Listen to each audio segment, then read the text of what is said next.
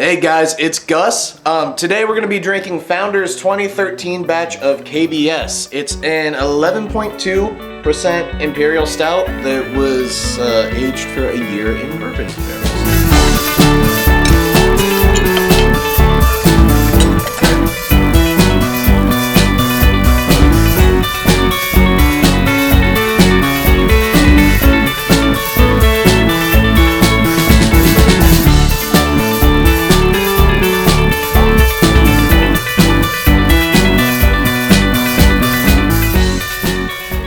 Alright, it pours like classic KBS, super dark, super nice dark tan head, lots of legs on it too, alcohol legs where you can kind of see it cling into the glass there. I don't know if you can or not, but I certainly do.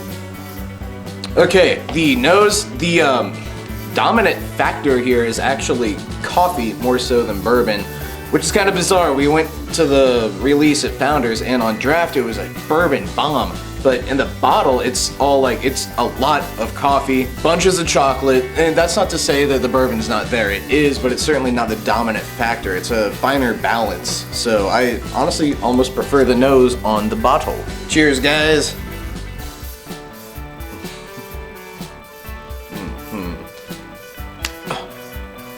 All right, this is drastically different in the bottle than it is on tap.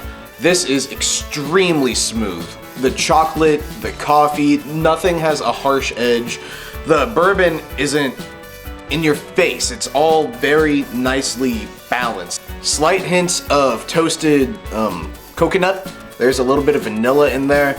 And that's all, kind of way in the back as a supporting character. You feel on the back of the tongue. The dominant flavors are that chocolate. It's super smooth, like a really nice milk chocolate. And then the coffee and the bourbon kind of feel like they're on the same level on the flavor, like they're all like kind of there in the middle, married together, just hanging out with chocolate on top, all the toasted coconut and vanilla there at the bottom. It's honestly kind of shocking to me how different this is than it was on draft. Not to say either was bad at all, but I really think that the bottled version is superior. The bourbon is not quite as in your face, and since the bourbon's a very strong flavor, and since that bourbon isn't in there as much, it allows you to taste everything else that goes into this beer.